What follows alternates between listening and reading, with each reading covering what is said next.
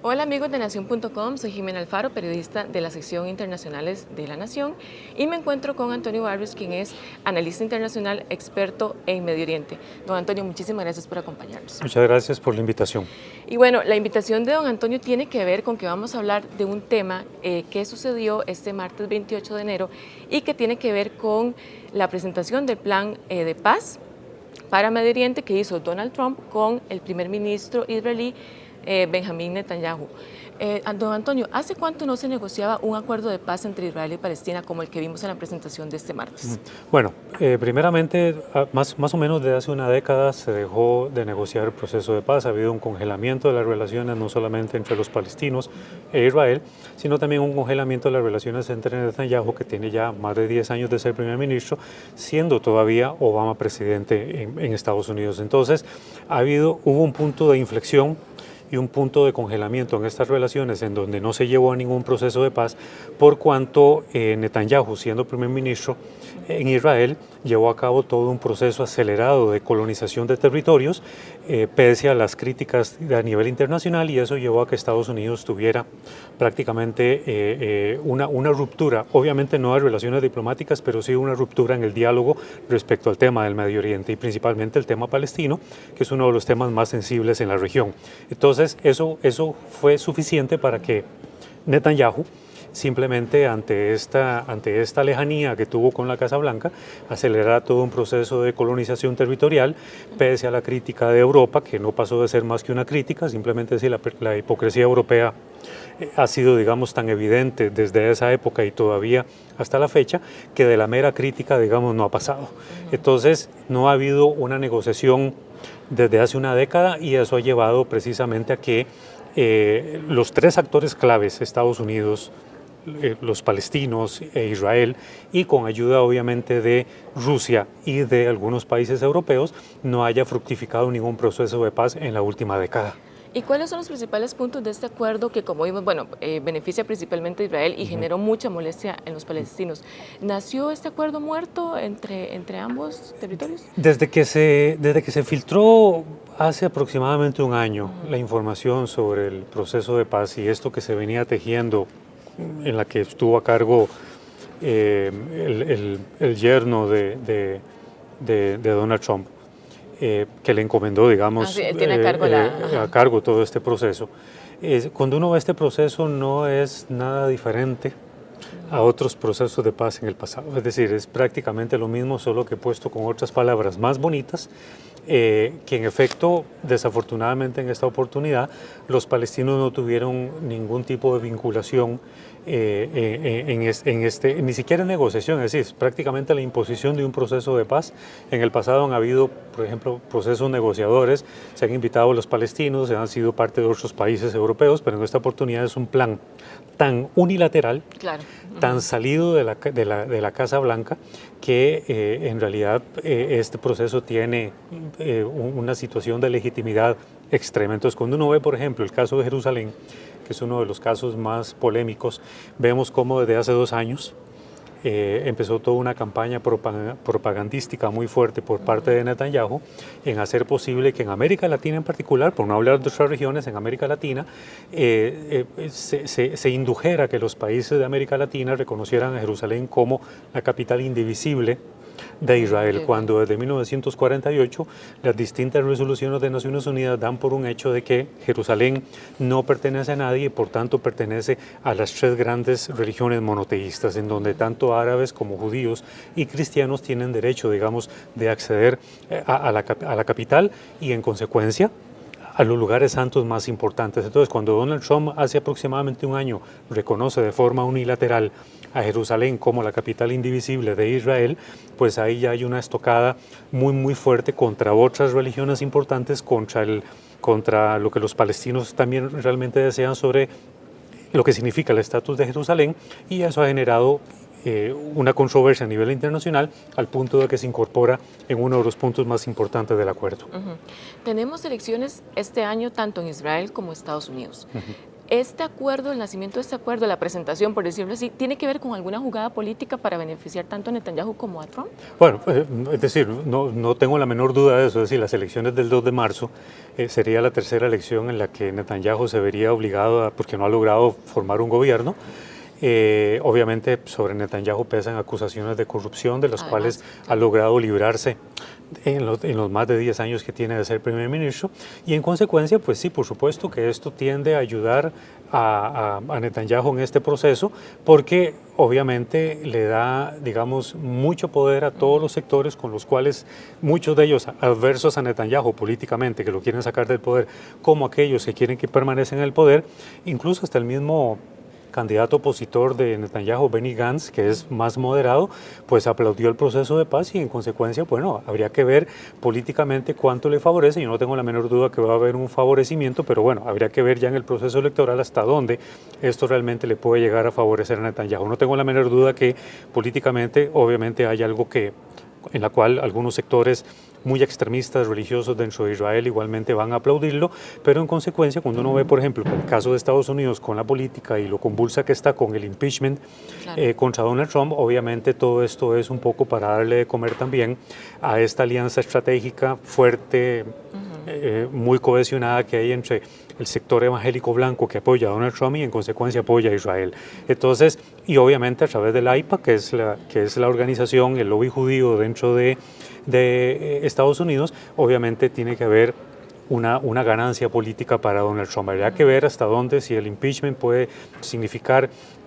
algo más fuerte que en sí lo que ha significado este proceso de paz, pero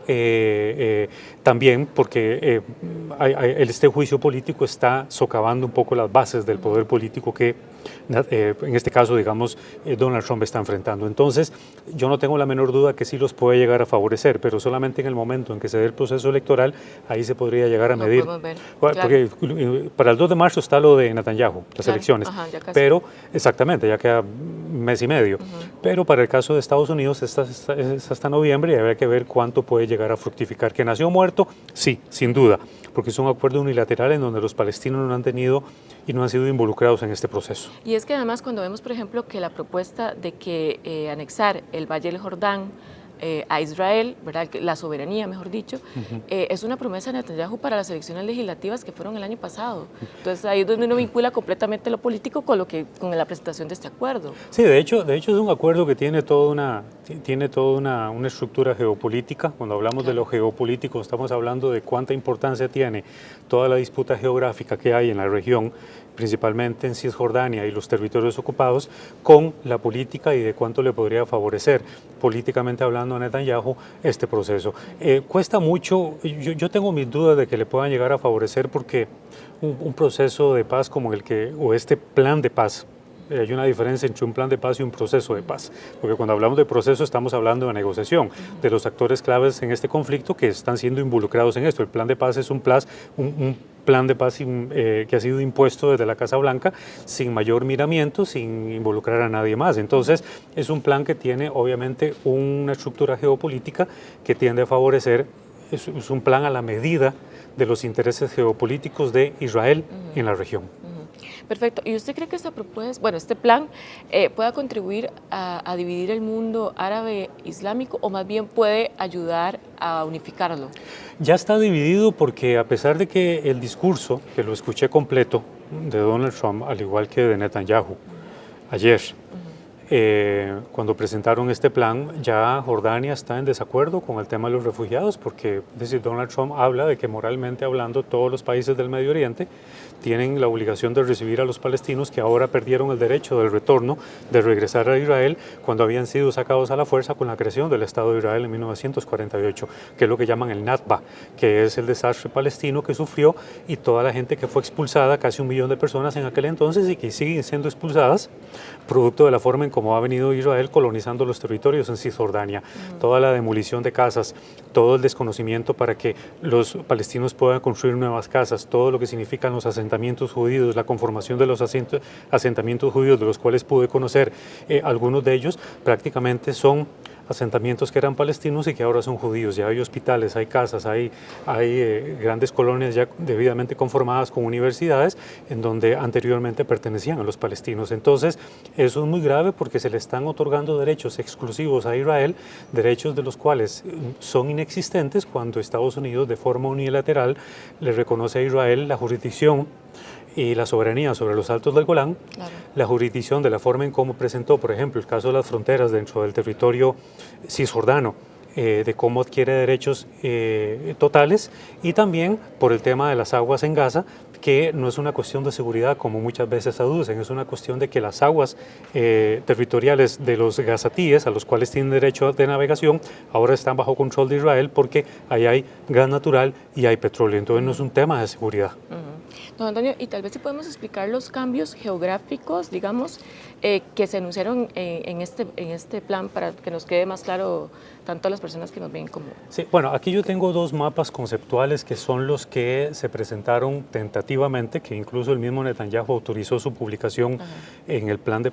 este plan llamado el Acuerdo del Siglo, pero es el chantaje del siglo o la estafa del siglo o de la última década. De ahí por qué razón hablaba de que en la última década no ha habido ningún tipo de negociación entre palestinos e israelíes por lo que pasó con Estados Unidos. Pero aquí tenemos un mapa que espero se pueda de alguna manera ver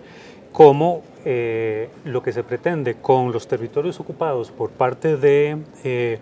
Israel es darle soberanía plena a esos territorios y reconocerlos como parte integral del territorio israelí. Es decir, es una violación a las fronteras de 1967 y a las fronteras de 1948, que producto de las distintas guerras Israel debió haberse retirado militarmente para permitir un ejercicio pleno, soberano de los palestinos sobre esos territorios en Cisjordania. Pero la ocupación militar de Israel ha sido a tal nivel que prácticamente han sido anexados al territorio israelí, en algún momento de facto, pero ahora de derecho. Entonces, el acuerdo de paz, este plan que presenta Donald Trump, da soberanía plena a esos territorios, lo cual es muy grave porque, repito, le está dando derechos plenos y prácticamente soberanía absoluta sobre esos territorios. El otro mapa también es lo mismo, solamente que es con el tema de las fronteras, porque tiene que quedar muy claro que la forma en cómo se está hablando de los tantos puntos del plan de Donald Trump de otorgar un Estado palestino por primera vez, no existe no es inviable prácticamente la consecución o la conformación de un Estado palestino, porque el nivel de fragmentación territorial en Cisjordania es de tal profundidad que prácticamente hace inviable un nuevo trazo de fronteras para que los palestinos puedan tener un control total de los territorios en los cuales en este momento viven. Entonces es inviable el trazo de fronteras. Si nosotros vemos dónde están ubicados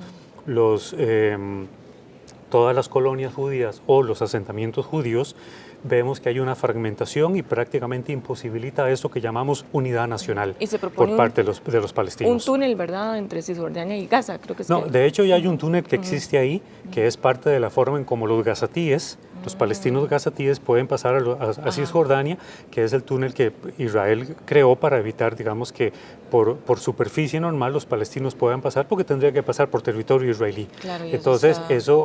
todo eso ha sido en términos de seguridad. Si nosotros vemos también un poco este otro mapa, que es muy importante, que tiene que ver y que hasta la fecha está en vigencia con los territorios A, B y C de los acuerdos de Oslo de 1993, que es uno de los acuerdos más comprensibles, que por primera vez Europa se hace parte con los acuerdos de Madrid de 1990-1991, los territorios A, B y C se entienden de esta manera. El territorio A, que los colores están muy bien aquí delimitados, el territorio A es de control de seguridad palestino, porque hay mayoría de población palestina viviendo ahí. El territorio B es mitad y mitad, por llamarlo así, o de manera coaligada con Israel en términos de seguridad, salud, jurisdicción, todo el tema de la justicia, todo el tema de la seguridad a nivel policial y a nivel militar es compartido con los palestinos, porque hay mitad de población palestina y mitad de población judía viviendo en los territorios, en el territorio B, y el territorio C, que es prácticamente de jurisdicción o de control israelí completo, porque hay mayoría de población judía. Si nosotros vemos los colores acá, en el caso del territorio A, prácticamente toda la parte de verde más claro prácticamente es el escaso territorio que le está quedando a los palestinos por la forma en cómo se ha colonizado fuertemente toda la zona de Cisjordania. Entonces, este acuerdo o este plan que está presentando Donald Trump simplemente lo que está haciendo es otorgarle derechos totales y diciéndole a Israel, usted tiene jurisdicción y soberanía total sobre estos territorios ocupados, ya son parte integral del territorio israelí, al igual que esta zona en disputa que es el Valle del Jordán, porque el Valle del Jordán es una zona muy rica desde el punto de vista agrícola, y si nosotros vemos también por toda la región en donde hace desde el 2002 hasta la fecha, por donde viene, donde pasa el muro que Israel construyó, que fue muy criticado incluso hasta en la Corte Internacional Penal. Este muro que separa a palestinos y prácticamente deja desprovisto a los palestinos del tránsito libre sobre su propio territorio, los territorios que en este momento están en el lado israelí, en los territorios ocupados en Cisjordania, son territorios altamente ricos en lo agrícola, que es de lo que igualmente los palestinos viven. Entonces, cuando hablamos del Valle del Jordán, que está en ambos lados del río Jordán, estamos hablando de una zona muy rica desde el punto de vista agrícola que le está dejando prácticamente a total control de Israel desde el punto de vista de la seguridad. Entonces, cuando hablamos de ese mal llamado Estado palestino que Israel daría o otorgaría para que los palestinos puedan tener en ese plan de Trump, no hay tal por las características que ya expliqué, pero también porque aún los palestinos teniendo la oportunidad de crear su Estado estaría sujeto a la seguridad israelí, porque una de las propuestas que se hacen en este plan es que todos los palestinos tienen que desarmarse, es decir, tienen que renunciar a la lucha y simplemente someterse a cualquier cosa que en algún momento Israel quiera hacer o no quiera hacer. Si nosotros vemos lo que hasta el momento Israel ha hecho en Cisjordania, que lo ha hecho antojadizamente pese a las protestas o a la crítica internacional, ahora los palestinos desarmados, esperando la posible creación de su propio Estado, todo estaría bajo la aprobación de Israel, por la forma en cómo hay una presencia militar de Israel muy fuerte, sobre pretexto de la seguridad, en protección de los asentamientos judíos en Cisjordania, y prácticamente desarmar a los palestinos es prácticamente decirle, mire, ustedes quedan ahora bajo el control de Israel, y Israel es el que se va a encargar de ver cuándo les va a formar el Estado, cuándo les va a brindar la seguridad, cuándo van a tener acceso a salud, cuándo van a tener acceso a su propio territorio, porque el tema polémico es cómo van a delimitar las fronteras en la futura formación de un Estado palestino. Don Antonio, ya para ir cerrando la entrevista, ¿qué significa este acuerdo para el sistema de Naciones Unidas y para el multilateralismo? Bueno, hay una crítica, digamos, el Medio Oriente está muy dividido. Arabia Saudita ha dicho que quiere tratar de promover que se procure negociar esto que está presentando Donald Trump. Jordania ya dijo que no, el Líbano ya rechazó el plan,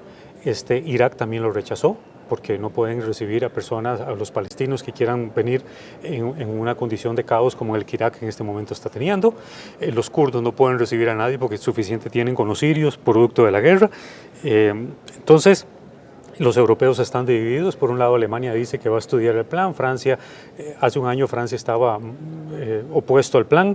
pero ahora resulta que Macron dijo que lo va a estudiar y que ve muy posible ver qué apoyo puede dar para que se implemente. Rusia también dice que está a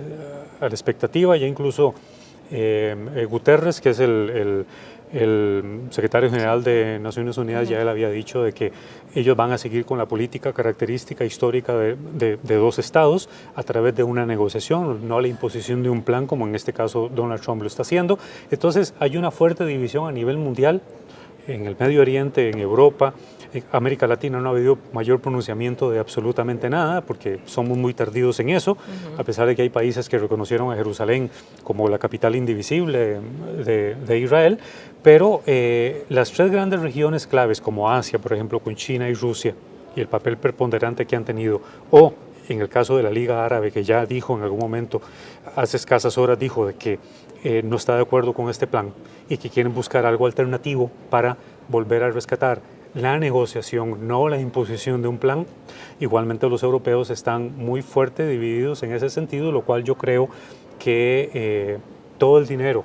que Donald Trump ofreció para la consecución de este plan, no hay absolutamente nada garantizado porque se depende mucho de lo que otros países quieran llegar a donar si quieren aprobar o apoyar este plan. Don Antonio, muchísimas gracias por acompañarnos acá en Nación.com. Con mucho gusto. Y ustedes muchas gracias también. Tienen más información tanto en la edición impresa como en la página web. Muchas gracias.